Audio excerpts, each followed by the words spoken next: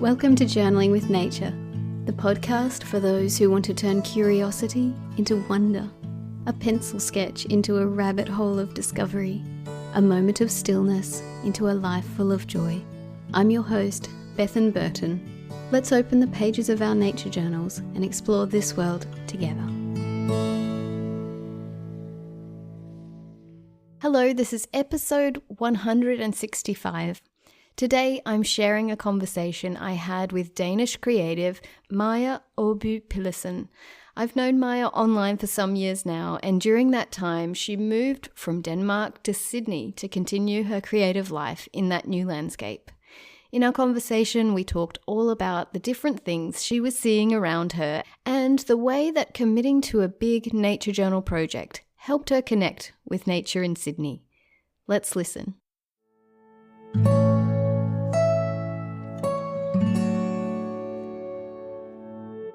Maja, thank you so much for joining me. After a lot of back and forward and tech issues, we're here together and I'm so excited to get to know you. Thank you so much for having me. I've been listening to your podcast for years, so I'm quite excited as well. Thank you for reaching out. So I know that you are from Denmark and you're currently living in Sydney, but I want to go back and I want to hear about your experiences growing up in Denmark and how nature touched you during your childhood and early years and how early nature experiences have shaped you. The nature in Denmark is not as wild as I've noticed it is here in Sydney, but we can talk more about that cultural nature shock later. um, so growing up in Denmark, I grew up in Copenhagen, where there's mostly, it's like a very urban city. So there'll be a few parks and you can do a little trip to the beach or the forest. But probably my most important nature encounters growing up in Copenhagen was when I visited both my grandmothers or my grandparents. So one grandmother was living on the countryside. She had horses, she had cats and chickens, and there was a forest nearby. And I often spent like a whole weekend there with my dad. And I think that made a big impression on me, like just having all this new scenery and the smells and the like learning all the names of plants. And then my other grandmother and grandfather, they had like, I don't know if this is a worldwide phenomenon, but in Denmark there's this concept of kolonihave, which is like a little garden with a little house, or probably more like a I don't know, shed or a cabin probably. So like you'd go to this cabin, but where there's also a little garden attached, and there was just like, flowers and also like a little garden for me. So I had my own child garden for growing strawberries and potatoes and sunflowers, and that was like something I apparently was really excited about as a kid. I can't remember it that well, but I've heard my parents also talking about me as a toddler, really. In daycare, I would, like, when they're out strolling with the parents, I'll be like the little toddler sitting there and then pointing out all the flowers' names, um, which I didn't even know that I was like this as a kid, because I think it's only probably in my 20s that I realized that I'm really excited about plants and nature. I think in my 20s, I didn't really think about this as part of my personality so much, but then I got back to it and realized I've been like this forever. I just kind of forgot about it. So that's quite funny. Also, my uncle, he lived in a forest as well, and he was really noticing all the birds that would come outside his windows and like taking notes on their names. And I think that inspired me a lot with like getting, the names right, identifying. And that moment in your 20s when you realized, oh, this is important to me, and actually there is a thread of this continuing from my childhood. What was the connection? How did that come to you again? Was it through creativity? Was it through just noticing more and realizing that this is important? How did you come back to it? Yeah, like I've actually been trying to think back on this because I knew I was going to chat to you about this. When did I realize that I'm a nature girl? Like um I remember just getting into like different house plans when I moved out Yeah. when I was 8, but I don't know if that is what like re-sparked my connection. Mm. But one thing I do know, which has probably been a big deal as well, was when I did my bachelor's degree in communication design. And my bachelor project was about plant blindness and plant Mm. awareness disability, which is now referred to. And that theme, which we can also talk more about, got me thinking about my growing up with plants. And I realized that I had a lot of connections that probably has shaped me more than I was even aware of. Um, Also, small things as like children's books. They're not small things. I'm not gonna say small things. Big things as children books because they can really influence you as a kid. And I had some with like probably similar to the Gumnut Babies, Yeah. which I've seen are quite popular here in Australia, Yes. or like at Iconic least nostalgic. Australian books. Yeah. Yeah. I recently got a copy of that, which I'm quite excited about. But like, yeah, children's books where plants and nature are sort of like the main theme, and then if you have a lot of influence with other like family members or other grown-ups that knows names and takes you places, then it just I don't think you can grow up like that and then not Yeah. later be interested in nature. I've Yeah. not I've not heard of anyone. If you know anyone, I'd like to chat with them because that's interesting. How did they lose their interest? Yeah, that is so interesting. I would love to go back and I'd like to hear you explain to the listener and talk a little about plant awareness disparity, which was Mhm. formerly called plant blindness. This is an amazing concept. I love that you've done your studies on this, and I'd love to hear you talk about it and how that, yeah, affects a general view of plants in society. Yeah, so it's been a while since I've researched more about it. I don't know if there's been newer studies, but back then when it was still called plant blindness, it's referring to this thing where people in general are just really bad at noticing plants in their environment. So if you're just walking down the street, you might pay zero attention to all the different plant species that are around you. Yeah. But if you see a bird, you're like, oh, there's a bird over there. Or if they did some studies where people are presented with a lot of pictures, with many of them being with plants in them, but there'll be like a lion on the desert, and people are supposed to like describe this image, and they're like, there's a lion. Yeah. Yeah, yeah, yeah. And that's it. And they're not even thinking about all these plants because they just see it as backgrounds, Mm, a mm. green background, blurry thing. And this, it might seem like a quirky little thing. Haha, people are not really noticing plants. That's sort of funny, but in reality, it's actually a really big problem, especially because of the climate crisis that we're in at the moment. People need to pay attention to plants because they're gonna save us. And if we're not noticing them, how can we respect them? How Yes. can we learn about them? How can we evolve with them?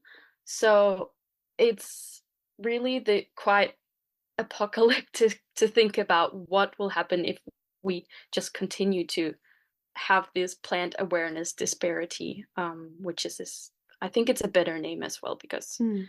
it's more like not being able to really recognize plants and notice them and think that they're important. So yeah. Yeah, it's such an interesting thing. And it is true. We just walk around in the landscape and see, and you it might not even say it in your mind, but it's just like grass, trees, shrubs. You it's just Yeah. like you say, a background. And I had this experience where I was prompted by a challenge on Instagram, and the challenge was to draw grasses. And I had never paid attention to grasses. And as soon as I started doing this challenge, I saw flowering grasses absolutely everywhere, and they're so common and so beautiful. And it really sparked something inside me that if you deliberately pay attention through creativity, in my case, oh, this Hmm. wonderful world of flowering grasses opened up, and I was stopping on the side of the road to pick grasses, and yeah, it was just this magical thing. But it was very much like, oh, I'd never paid attention to this, and now here's this wondrous world. Yeah, actually, this reminds me of something I find really funny. In the Sydney, like the Royal Botanic Garden, they have this rose garden, but like on the side, kind of to the left, there is this patch of probably, I don't know how many, maybe eight like beds just with different grass species in it. And people just walk by that, like not really paying attention. And when I first saw it, I was like, what's actually going on here? And grasses are so different. And I didn't even think much about grasses either because they're just a green field of grass. But they are really cool, Yeah. especially some I've seen here in Sydney where they kind of almost look like mantis or like stick insects, the way that they kind of shoot out and then have a little kind of a fan thing or like a bit of purple. They're really fascinating. And Yeah. this could be a really good time to talk about your change, this massive change of countries and continents and sides of the world Yeah. and environments and ecosystems. Tell me first how you came to be living in Sydney, and then tell me about this nature culture shock that you've experienced. Yeah. So I moved to Sydney 2 years ago because my partner had the opportunity to do a PhD at Sydney Uni. Right. And I was not willing to have him travel for 3 years Yeah. plus to the other side of the world.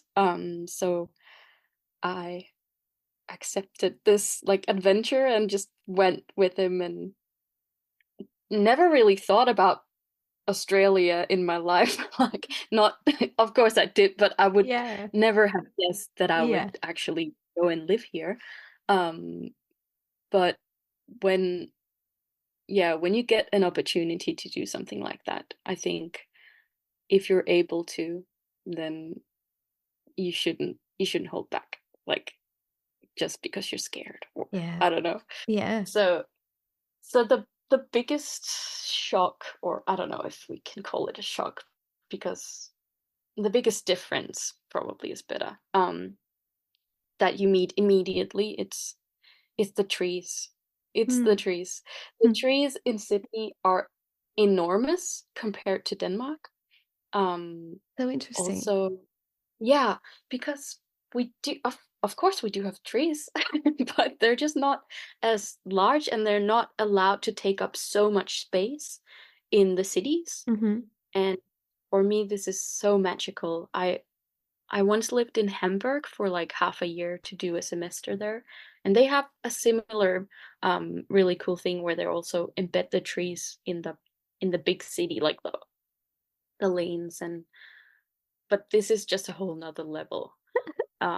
But actually everything is so different. Of course, there'll be pigeons that I know, and there'll be seagulls that I know, and there'll be some grass that I know.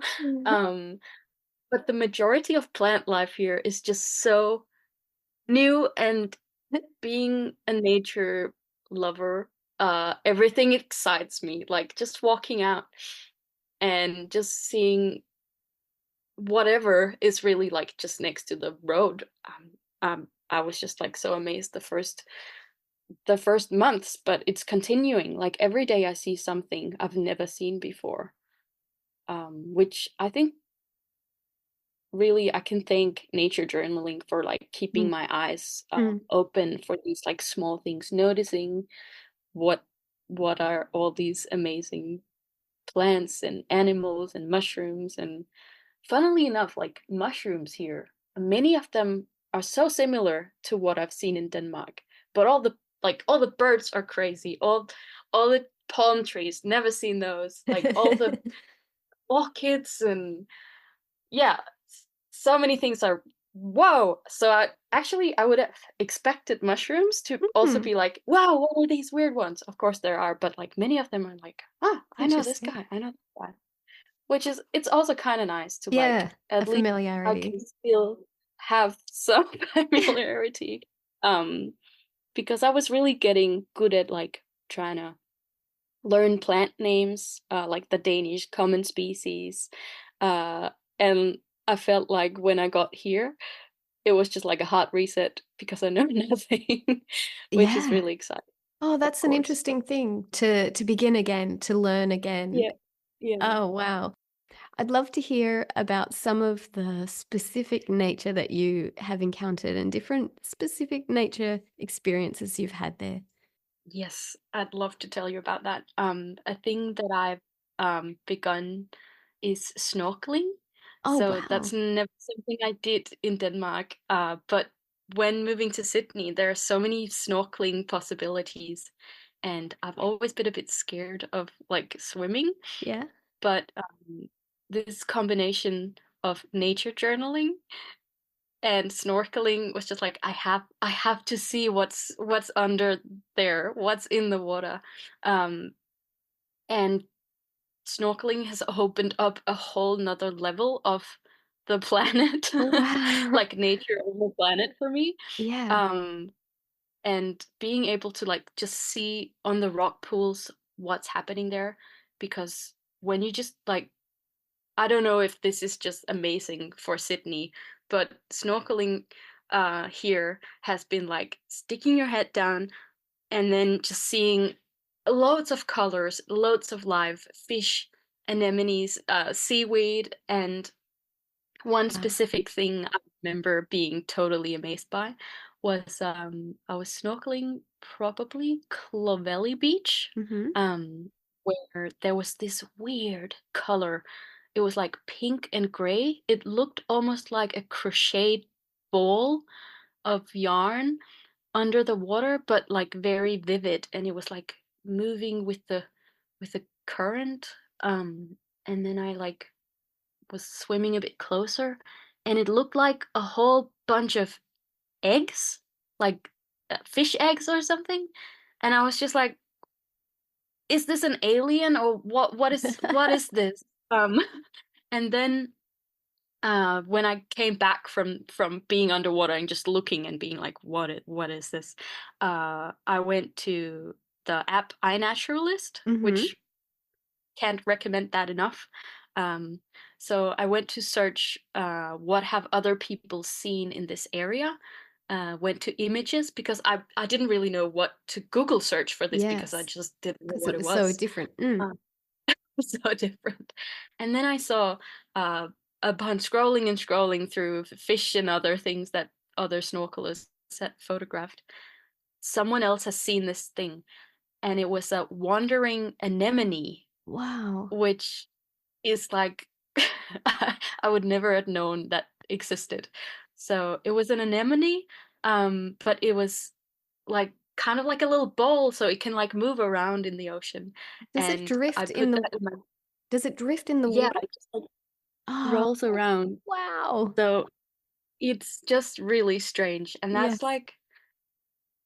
that's what nature journaling has been like a lot here in Sydney because there are so many new species.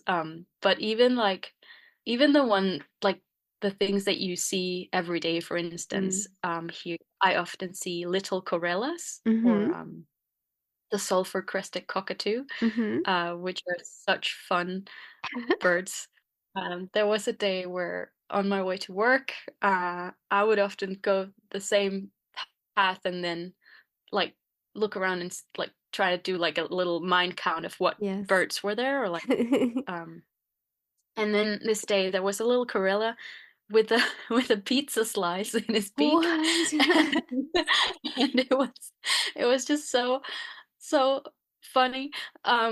It was like holding this pizza slice, and then one of its friends came over and tried to steal the pizza slice, but then it kind of did a side roll To and get away? pretended it died, or like it rolled over, pretending to get like a stroke or something in order to like distract the other bird from the pizza slice. I Still don't know holding the what was pizza going in its on. beak? That is Yes. hilarious. Yeah, I've not seen anything like that since, but I hope I will remember this forever because Did that incident go into your journal, or you just remember it?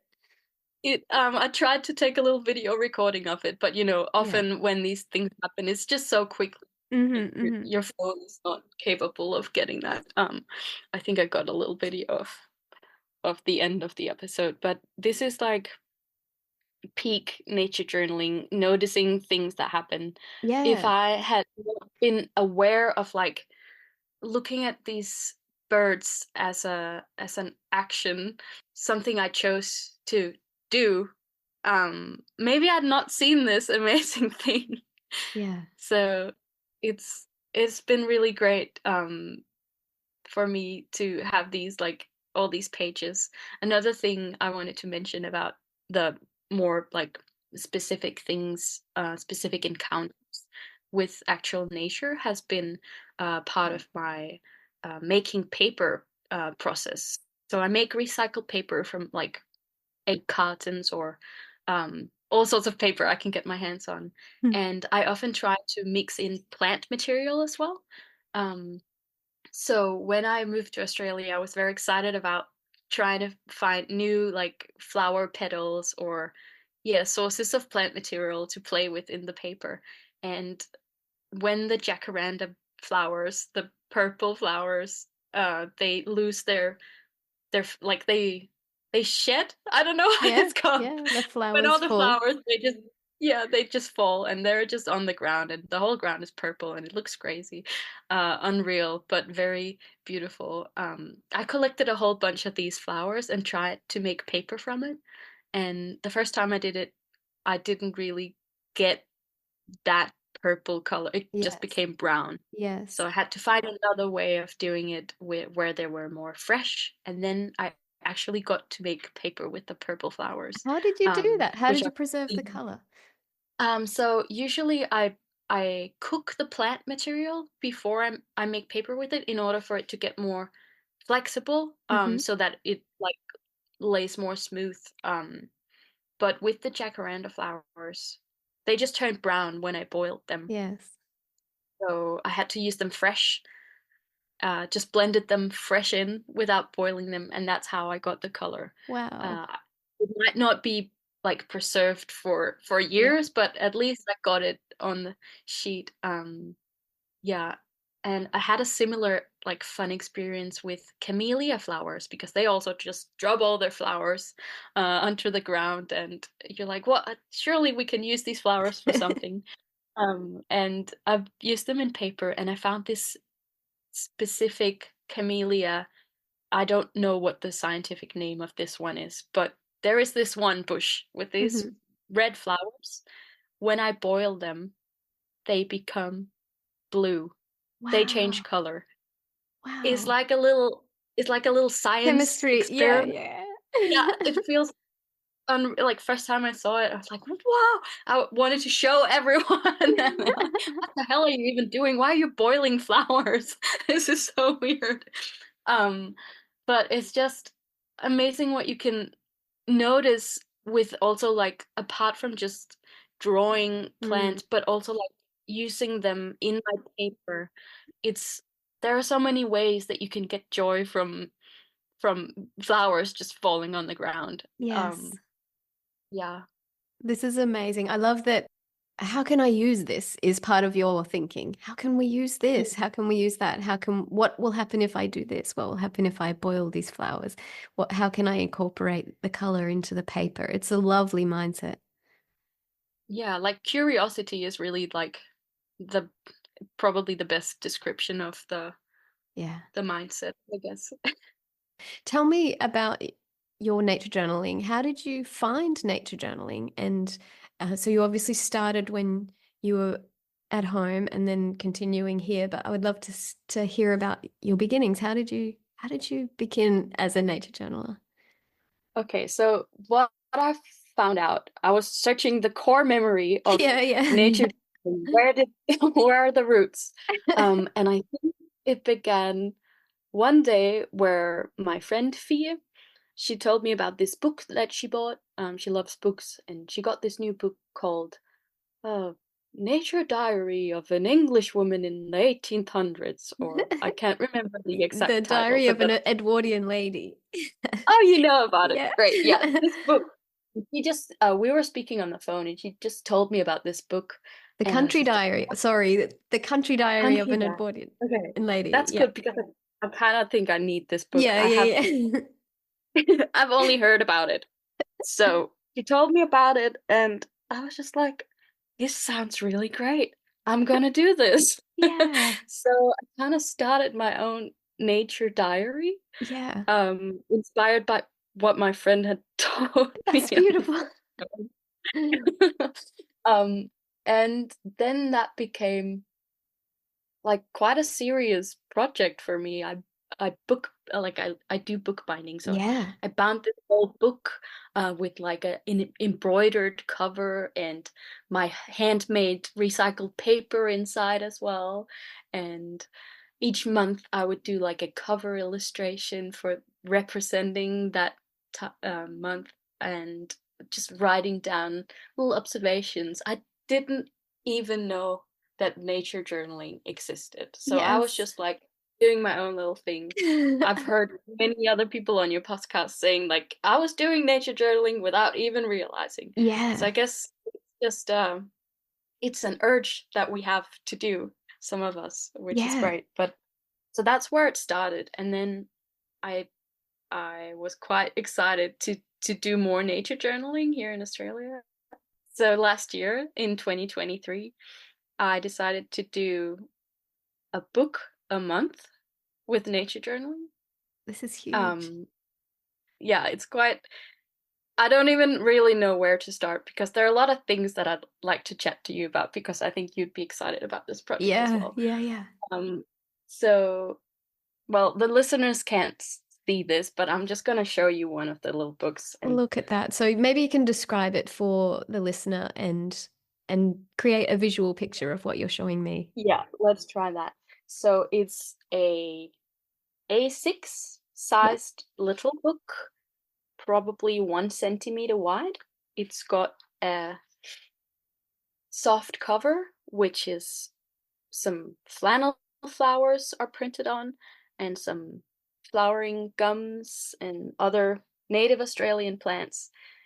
This fabric is from a bed sheet that I bought in an op shop, Wow, that's so cool. and it was large enough to cover all 12 of these 12. nature journals. Wow. I was looking at yours and thinking, where did you get that from? Because I love that the continuity between them all. Wow. So now you're holding up Yeah, three different months and they're amazing. Each has an yeah, embroidered title. yeah. Wow. And a button And to hold then it closed. exactly. So these buttons are also like I'm a huge fan of reusing and recycling and Yes. rethinking and refusing. So all these buttons are from a shop that's called Reverse Garbage. Shout Yes. out. It's a We really cool store here in Sydney. You've we got it have as one in well? Brisbane. Yes, it's my favorite place to go. So reverse garbage, reverse garbage collects all sorts of offcuts and things that are going to go to waste. It might be tiny little circles cut out of leather, or it might be bottle caps or anything like that. And you can go and dig your hands into these big tubs of crazy things, and then to see what people create out of the rubbish, the garbage that would have gone to landfill is just so inspiring. I love that you have that there and that you're using the Mhm. resources again. Yeah. So the buttons for yeah, for tying these little rubber bands or like elastics. Hmm. Well, some of the bands, are they called bands? Yeah, I don't know. elastic band or Yeah, some of them are actually you might recognize this from the face masks. Oh. So yeah, during the whole pandemic, everyone was wearing these face masks, Oh, and I would wonderful. collect the little strings to use for like crafty projects, That's and amazing. it feels so good. You Yes, guys and you listeners, everyone must know this feeling of collecting some little things that you might get to use at some point. You're not really sure what for, but you just have to because it's material and you can't let it waste. Um, so I've been finding a way to use those as like that is this. so good. It works quite well. So inside, let's go to the inside of the book. Um, there is uh there is a page where I'm writing this book belongs to Maja, Mm, and my address and my contact, because I would be so sad if I lost one of these books, yes, which could potentially happen because I'm taking them to many yes, out and places. about. Yes. So that's an important thing to do in your sketchbooks and your nature journals. Another thing here on the first page is like this little pocket that Mm, I made for if you find a leaf or a feather or something else that you and don't have the glue store. or tape Mhm, to mhm. store yet. Another thing, which was a concept that I did throughout all 12 months, was this little stamp, So it's an an actual postage stamp. yeah, a postage stamp with an owl on it, an Australian owl, Yes. stuck to the So my inside cover. grandmother has this collection of stamps and she collects Australia. And before moving, I was allowed to pick a lot of her Oh, doubles. that's uh, amazing.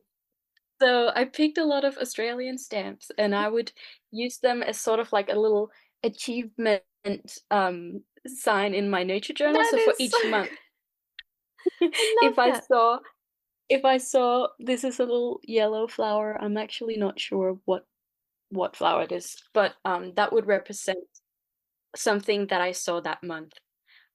So That is it was kind of, beautiful. I don't Good, know a what gold star. you, yeah, Like a tick. exactly. That is so good. So for instance, in my June nature journal, there would be this golden wattle stamp because Oh, I saw wow. golden wattle That is there. so good. Um, so that was like another extra thing that I added onto this whole project. Let's continue. We've Yes. only gotten to page one. Okay, so there is also my handmade paper, which I've used for Yes. some, which is mixed with some really nice sketch paper for light watercolors, ink pens. I like to use fountain pens and sometimes color pencils. And the pages, well, they're kind of like a mix of notes, drawings, stuck in flowers that I've preserved, sometimes feathers. I've heard someone say you're not really allowed to pick up feathers and keep them because birds use them for nests. But I only learned that after doing this whole year of nature journaling. Um, so please forgive me, birds. Um, but yeah, so I do different styles or Mm. techniques. I use different materials, but my favorite is my ink fountain pen and then my little Winsor Newton watercolor set. And yeah, what would you like to chat about these nature journals? Because I can Yeah. go on, but you asked the question.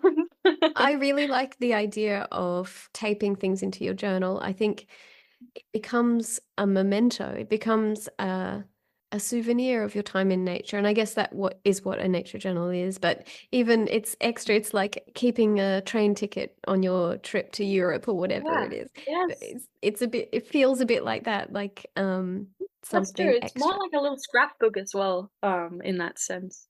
Yeah. And a thing about this project was also for me to familiarize myself with the Australian Yes. flora and trying to notice the different like changes. So when are the jacaranda trees Yes. blossoming? purple, amazing trees. And when is it hot? When is yeah, when is everything happening? Because I know you've chatted about this on your podcast as well about the seasons Mm. not being the four classic seasons here. Yes. Do So you that feel that has in also Sydney? been interesting. No, like they I can't I can't figure out what the seasons are, but Yeah.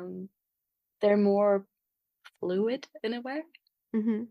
So I was trying to, yeah, record really a whole year in this environment, and also for me to like check back on um Yeah. if there are things that has changed, or it would be fun to me to see the first time I saw probably something very common but was super excited about in my nature journal. Yes. How does it feel um looking back on this 12 months of such deep dedication and mm, creative outflowing and connection with nature? What does it feel like to look at that beautiful collection? I feel I feel kind of proud Yeah. because it can be hard to even do like a 1 month commitment to Yes. something and doing thing every Yes. day, but doing this for every single month for a whole year. Um, Obviously, not all of them are completely as detailed as one of the others, but still, they're quite full. Yeah. They're full Yeah. of nature journaling. And it feels really good that I've actually done this that I really wanted to do. Yeah. But I must also be honest, like after doing this for a whole year, really doing it like almost having nature journaling as a not daily, but maybe every second day activity for a Mm. whole year. After that, I was kind of burned out. Yeah, sure. I was kind of like, "Ooh, that was a long thing. Yeah. Now do I do it again, or do I just take a little break, or Mm. do I do Mm. it less intensely? What do I do now? Because this has been such like a frame structure of Yeah. how I go about my daily Mm. life. Mm. Um, so it was kind of like reevaluating what do I want to do with this project? What do I want to do in general with my time? Um, and I think the first week of January, you're always like, okay, thinking about all these like goals that you want to do, or it's a new start. Yeah. Um, Good time to do new projects, but also, yeah, reevaluate. But actually, I was like, it was so much fun. I have to do it again. So actually, I found Yeah. another book to start, kind of in a different Mhm. material, less uh time consuming to Mhm. actually create. The whole book has also been like a whole Yes, thing because I'm using different to paper for bind the each book. book, Yeah. doing the embroidery cover and all this. So I wanted to do one that was less time consuming for each month. But then after doing probably the first week in January, I was just like, I cannot Mm. continue with this. Mm-mm. I need to be more chill about it. Mhm. Mhm. This was intense and amazing, but I think I need a little break and be less less crazy about this. Um but I have missed it. I have done less nature journaling, and when I look at this whole collection of 12 books, Mhm. I truly miss doing this. So I kind of think I need to get back on this kind of crazy nature journaling track, because it I've noticed that I'm not noticing. That's such an interesting As thing much. that Yeah, the process of nature journaling helped you notice and be aware of things. And it is a bit of it's a habit and a skill that you can cultivate. And it's interesting to hear you say that it can also lessen if you're not practicing it every day or every week. that is what I've noticed. So, um, I would really when I did this last year, if I'm on the bus I'm not having my nature journal on me, but I see Yeah. a blackbird reaching out for a little fig and doing a little funny dance, and I would really memorize this as a thing to then later write about or draw in my nature journal. Mm. Um, or I would look up in the sky and see, wow, these clouds are a strange shape today. Not, I wonder what this type of cloud is called. That I should research that later Mm. and do a bit of nature journaling on that. So I would constantly be like have my senses open for inputs that would later be reflected in my nature journal. And after not being so intense on the whole nature journaling practice, I have lost these like motivations in a Mm. way Mm. to notice these small things. I probably notice them, but I don't store them as Yes. much as I did before. You notice them, but you Uh, don't note them, maybe. You don't yeah, note them in a way that you're sort of storing it to put in your journal later. yeah, and I think that is a thing about nature journaling that, well, of course, I vaguely knew that that's a really good outcome of it, that you start noticing these things and you have these interactions with nature. But I was quite saddened that just because I wasn't doing this nature journaling, I kind of lost these small, beautiful moments in my daily life of noticing the color of a leaf, or like searching up different like trying to figure out what the species is. I'm still doing it, but not as much. And I'm like, I just keep thinking that people who are not doing nature journaling, they're missing so much, Mm. because I've been doing it and then stopping, and I can now see how much I've missed out on in a way. That's Like so when I look interesting. at the other all these 12 notebooks, because they're sort of like little time capsules, or like they're kind of like a portal into a specific place and a specific species, or Yeah. which you then can use as like a reminder of, oh yes, there is this type of Banksia cone, which is has these more open holes than the other Banksia cone that it grows outside my house. This is interesting that I know that these two are different, but people probably notice this in other ways, but less so if they're not doing nature Mm-mm. journaling, I think. It's an Yeah. interesting experience that you're describing, to have had this incredibly intense engagement with nature journaling, a rhythm to it, a purpose, a structure, a guide. I'm going to do one book each month, and making the books yourself is an incredible dedication. And then to have had also the feeling like, oh, that was a lot, and I feel like I need a break. And that is entirely valid as well. And I think as nature journalists, we have to find a rhythm that works, that's not depleting, because when it becomes a chore, when it becomes something you've got to get done, it takes the point away from it. The point is to be happy and calm and joyful and connected. And Mhm. if it's a job or a task to do, then that also isn't useful. And so finding the balance is going to be your next task, because I can hear you saying, I miss it. I miss that noticing. I miss that connection. And yet also being a bit burned out, being a bit like ready for a breather is totally valid too. So your next job will be to find that balance, and it will be interesting to see what that is. Yeah, and I think you're right. Like it is really about this balance of having some structured nature journaling time, but then also like just feeling it as you go in a way. Yes. Um, and I don't know why I have like with this big project, it's almost like all or nothing, like Yes. a book a month for a whole year, and they're all different colored paper inside, and there's a one stamp for each. Like it's very structured. Yeah. But this is another thing I actually wanted to talk to you about. Yeah. Um, creative constraints. Mm. Yes. because this whole setup was for me a creative constraint.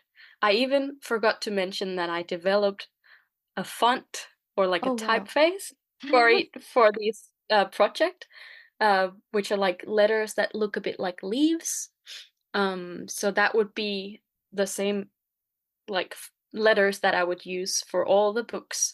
On the So there cover is or like in titles inside? Or inside. So I wow. can show you. Yes, So please. when I do a title on a project, oh, this Oh, was wow. actually your nature week of nature Nature journaling. Journaling. Yeah, International Nature Journaling Week is the That is so page that cool. I opened. So yeah, the title would be Wow, I'm so this impressed. throughout the whole um yeah book. Wow. So like, but this doing this helps me as a creative because Yeah. I'm a multi mid multi creative. I do Yeah. lino printing, I do paper, I do collage, I do watercolor, like I do embroidery, I do so many different Yes. things.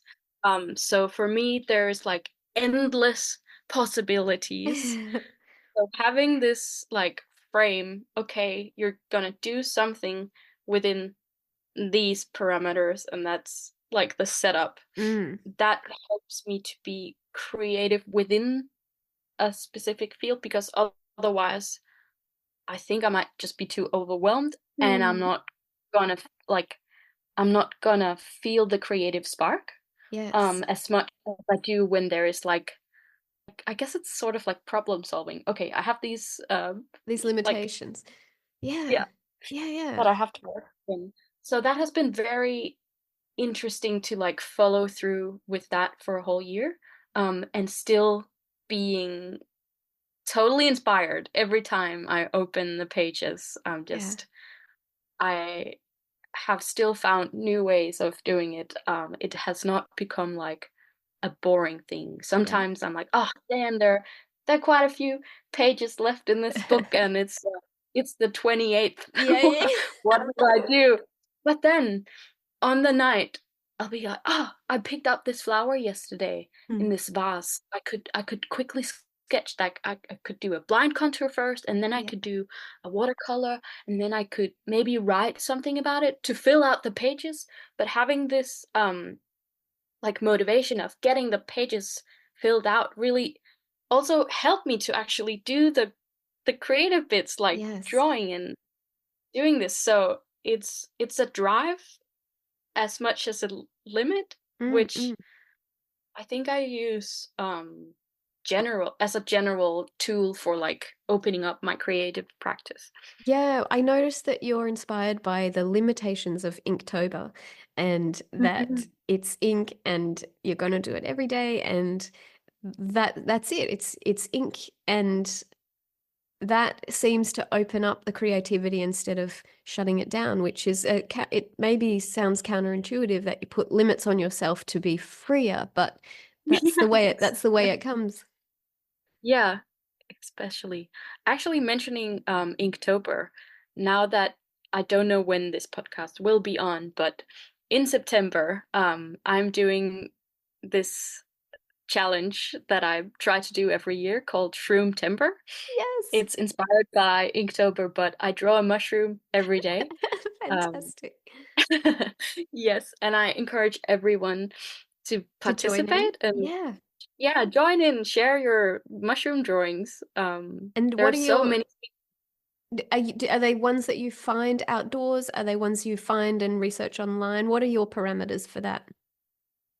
So last year I did. I'll see if I can pop that out of my shelf for you to show. Yeah, it's right here. Last year I did Oh, uh, do you want to describe the what you're theme. showing to me? Okay, maybe you can describe what you see. Okay. All right. So it's a little book. Again, is it the same size? A6, so 1/4 of an A4. It's got this lovely little title, and then inside a line drawing in different colored inks with the drawing above and it looks like the common name and the scientific name below. Yes. And Lovely. These are all threatened species in Oh, New wow. South Wales. So I made a list of mushrooms um, What a that I fantastic found. idea. I researched online, and then because I also wanted to familiarize myself with the mushroom species here Yes. in my local environment, and but I'm also interested in inspiring people in regards to nature that we're losing, or Mm. like, because these are threatened species. Yeah. And yeah, I have this constant, like, you know, urge to chat about like what we can do and how we can, Yes. yeah, do better Mm. with climate action. And yeah, so with this project, it's also about bringing awareness to nature that we're losing. So the all these mushrooms, to get back on the on the track, they're done in like glitter pens.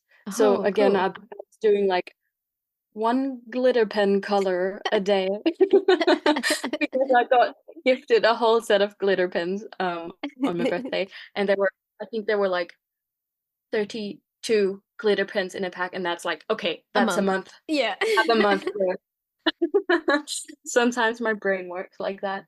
But this year I haven't decided on the topic I'll do with shroom timber. Mhm. Um, but I've other years I've done just free draw whatever you want with the theme mushroom, but do it in this like medium, or uh yeah.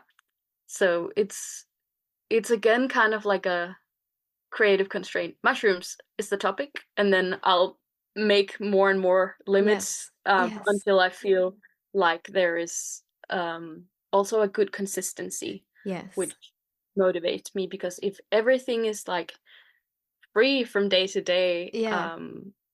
it's not gonna feel like a series. Yes. Yes. When you look at a book, that book you showed me is very much a consistent theme. But also, I really think it is when you sit down at your desk. Okay, so today we're going to do mushrooms. If you don't have constraints, you have to then make creative choices in that moment when you sit down, you're making creative choices, and that can take up time and energy.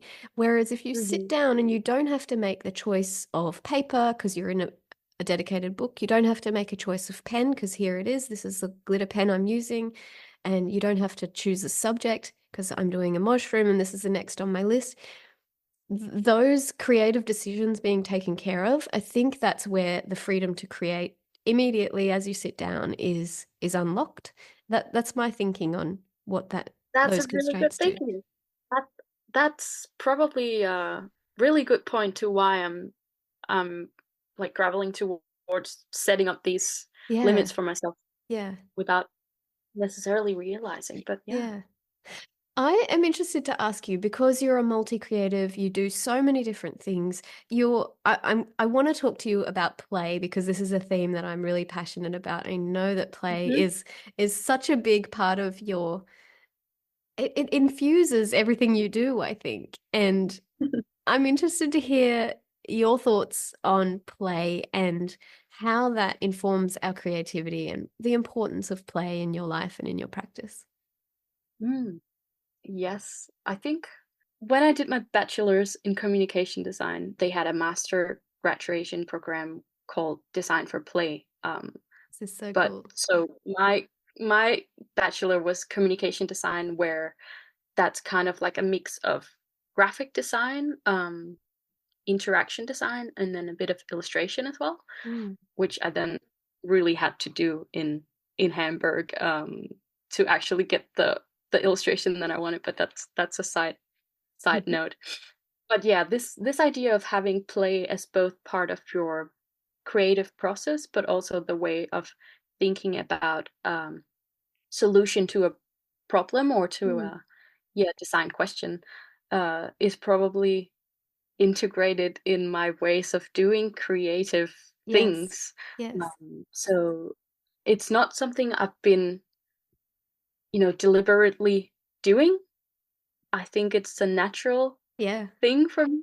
So it's interesting to me that you have picked out this as a thing that seems so obvious Yes, to my practice, when it's not something I've reflected on myself as a thing to describe what I do. So that's so it's interesting. quite like it caught me off guard. Yeah, yeah, that's so interesting. So, the thing that I was looking at, there's lots in your work, lots of little characters that might be something but also have faces. Or the thing that I loved was potato stamping and making business cards with a little potato stamp, or yeah, stamping little characters and then drawing rosy cheeks on them. That sort of thing just struck me as so joyful and so playful, and lots of characters and smiley faces and uh, beautiful things in coming out of your work that just struck me as play, and that play was suffused and obviously subconsciously in under everything that you create. It's really interesting that you see it that way. But I think it's really good because I am really having fun Yeah, when I paint. It's something I've been doing since I was a little toddler as well. yeah, So as well as growing up with adults who introduced me to nature, I've also been introduced to like painting and drawing. Both my parents are creative as well, yeah, so my my foundation of yeah, doing creative things has been from a very early age. So maybe my play comes just yeah. from that. I don't know, but I love it. it is something that I've heard people say that like my illustrations are not funny, but like you smile when you see them. Yes, yes. So there is like some joy there, which I don't know, maybe because I'm positive person. I don't know. I don't know better. Um, but I'm glad that you found it to be a joyful thing to see my potato stamps in something. Also, like some things that I do quite often is just doodling. Like Yeah, really, I'm not planning anything. I'm just doodling whatever comes to mind, and that can sometimes be a little bit silly, probably. So like a lot of what I've also shared on my Instagram are just these like little yes. funny things that I do now and then. Uh, and with the potato stamp, that's just like another way for me to trying to find ways of being as sustainable as Yeah. possible in my creative practices. So, for instance, my business cards at the moment, they're cut out from like Weet-Bix pack. carton, Yeah. Weetabix snacks, cat food packaging, like wasabi packaging, whatever is in the kitchen. If I see some paper in the recycling bin, I'll be a little raccoon and then steal it and then cut it up into a business card size, and then yeah, how to optimize the Yeah. that as a business card. Okay, I can't draw the same thing, the same logo 100 times. I need to like be more efficient. So that's where I came up with this potato stamp. Yeah, but now I'm using an actual stamp but it's carved from a rubber from reverse garbage. So This is amazing. yeah. This commitment to sustainability in your art practice is really wonderful.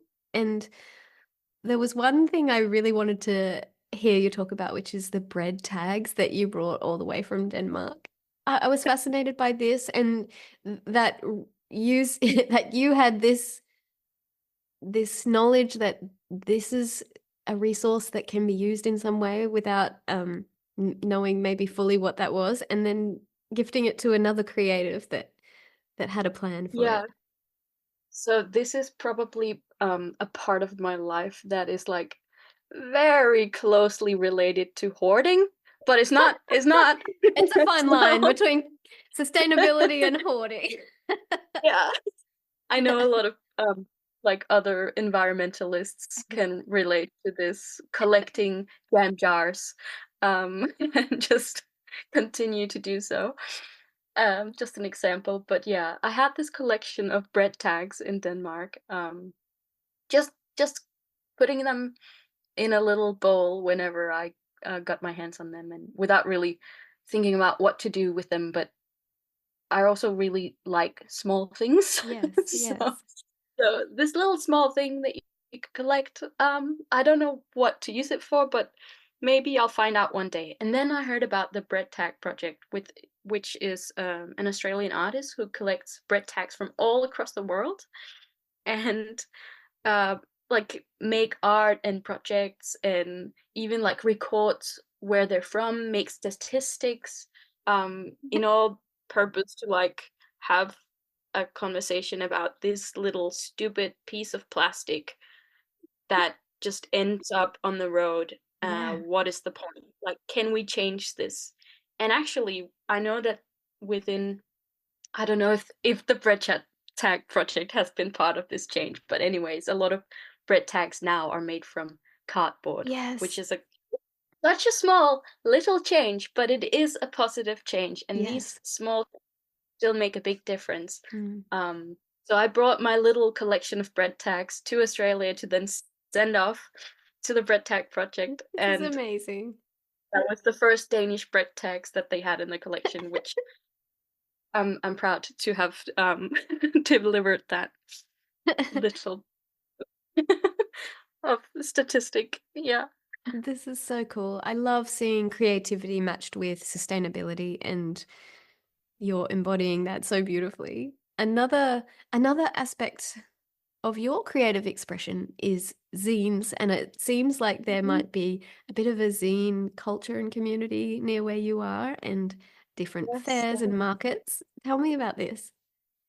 Yes. So, um, when I came to Sydney, I discovered this whole zine community, um, and it's just been such an amazing thing to be involved with. So, for the listeners who don't know what zines are, I might Yes. just as well Yeah, please. explain briefly what they are. So they're like little handmade books, but not big books, just like often a piece of A4 paper that you fold into 8 pages. Um, and you can draw, write, collage, do whatever you want. This is your little creative haven where you can share your thoughts, or really it can be political, like the scene culture has roots in like activism, Mm. so obviously can be about that, but it can also be poetry, it can also be my cat sits funny in this chair, Yes. what, like, whatever you want. And um for me, because I'm obviously inspired by nature in most of my creative things, I've made a few zines with nature involved. So I've got one that's called Frogs and Toads. I've got one that's called Bugs and Spoons. I've got one with like flowers from A to Z. So this is like the nature loving thing Mm. also has like found its way in scenes. And I love going to scene fairs and see everyone else's works, and like crossing my fingers that I can find a zine with moss or lichen as a topic, because that's my thing.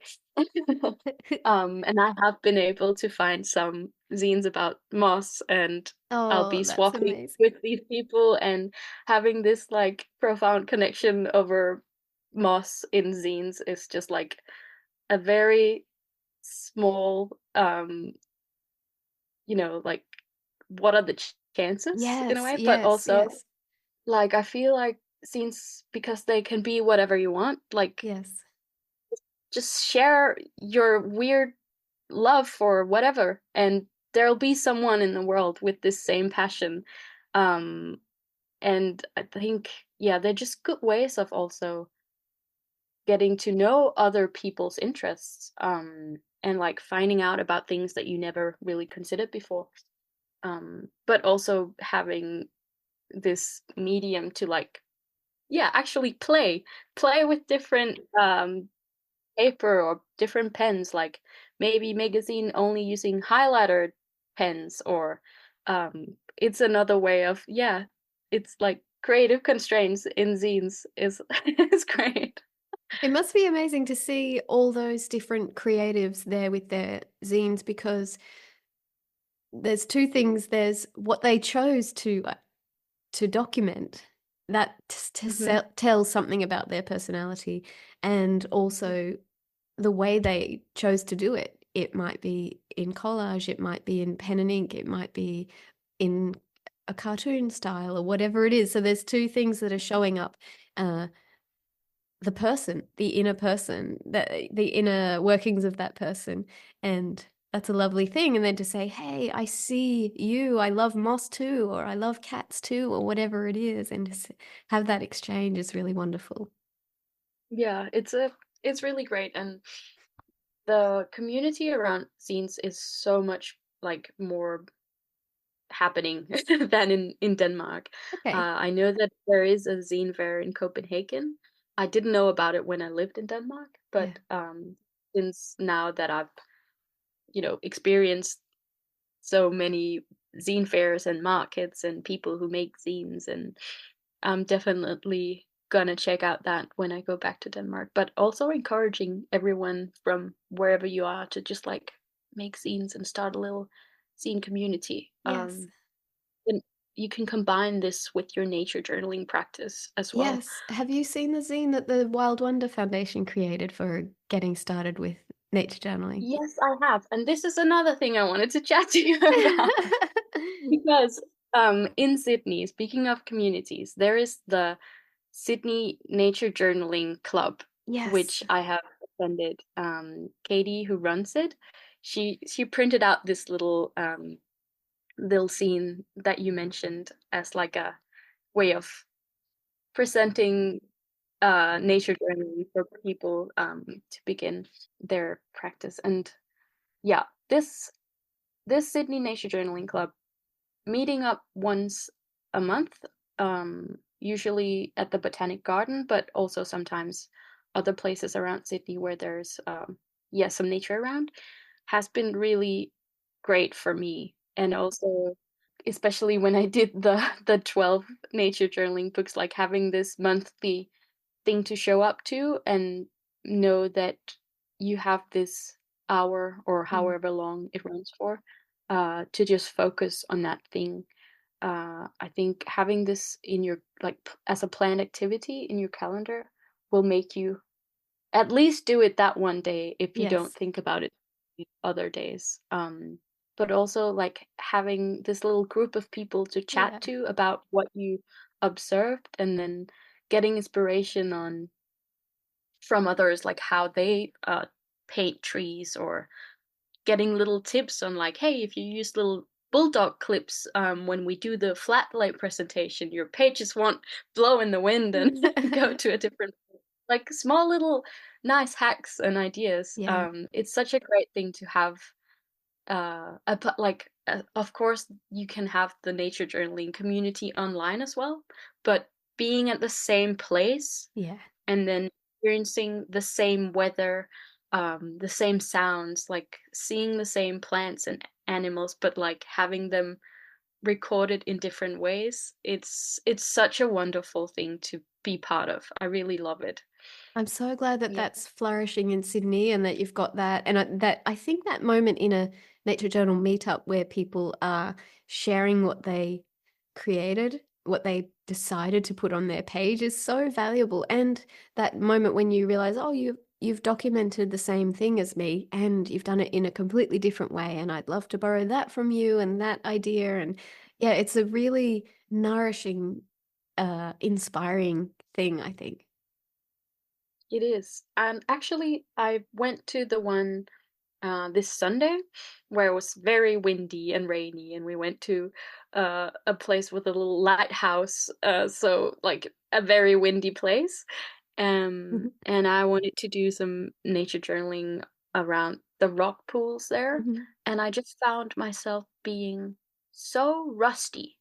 Okay. Even though I do a lot of drawing generally, I do a lot of creative things and projects, but compared to what I've been doing for like last year when I did nature journal almost every day, uh, I was just so slow. And Interesting. maybe it was also because of the cold wind and Mm. not being comfortable where you were sitting, and um but I really think that having this practice as something that you return to quite regularly really also makes it so much easier when you do it, because starting up again from not from scratch, it's never from scratch, you always build upon what you've learned with your brain and your hands. But um to me it felt a little bit like that, and it's not like I was embarrassed, but I was more like really thinking, Maya, you have to do more nature journaling because you enjoy it so much. Why have you taken such a long break from doing it? It's so interesting to hear you reflect on that, that this intense year and then a break, and a needed break because it was a lot and you were feeling a bit burned out. And I'd love to stay in touch about you finding that balance again, finding a rhythm that Mm. works for you, a creative practice, a creative flow that works for you so that you're still connected to the practice and yet not feeling this sense of pressure or burnout. Yeah, I'd love to hear how that goes over this next Mhm. period. I think one thing that I probably suspect has also like been challenging with nature journaling for me this year has been that I had family visiting here Yeah. in Sydney, and there is not always time. Even though if you want like to go for a bushwalk, Yeah. and you're thinking, "Ooh, I'm bringing my nature journal and Yeah. my art supply," I do because I that know that constantly. yeah, and then well, they just don't want to sit and wait for you. Yes. Um, I also went to Rome and to Denmark for a wedding, so like I had a whole trip there, and also I've been not working for a while. So like I've had a lot of like change in my daily rhythms Yes. at the beginning of this year, which yeah, I Yeah. will definitely Keep in let you touch know, about that. yeah, how I go with getting back into nature journaling after Yeah. such a big I thing. think that this is finding our own rhythm is something that everyone goes through and everyone has to find for themselves. And it might be that some people have a lot of time and some people have 5 minutes in between their parenting duties and, Mm. going to work or whatever it is, and we have to find our own way. But it is an interesting thing, and I'd love to follow up on it in the future. Yeah, Maya, it has been such a joy to spend this time with you and to get to know you. You've brought up so many different wonderful aspects of nature journaling, connection with the natural world, with our own human made resources and how we can use them better, and the connection with sustainability. It's been an absolute joy to be here with you. Thank you for spending this time. thank you so much. I enjoyed it as well, and thank you for making this podcast and inspiring to do nature journaling. It's really amazing.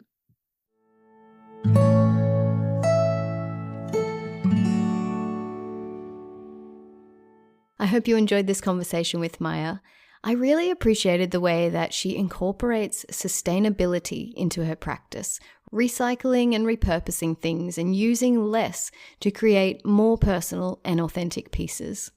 I also really appreciated the conversation about finding balance and making our own nature journaling practice sustainable in the long term. Periods of committing to an intense challenge or commitment like the one journal per month idea that Maya had can bring us so much depth and creative fulfillment. And it can be a lot to fit into a life and can lead to a feeling of burnout. So finding our own sustainable balance is important. I'd love to hear how you, the listener, find balance in your own practice. You can leave a comment below this episode on the Journaling with Nature website. And be sure to go to the show notes where you'll find links to Maya's work on Instagram and information about where you can join in with her art challenge, Shroomtember, which is happening this month. Thank you so much for listening. See you next week.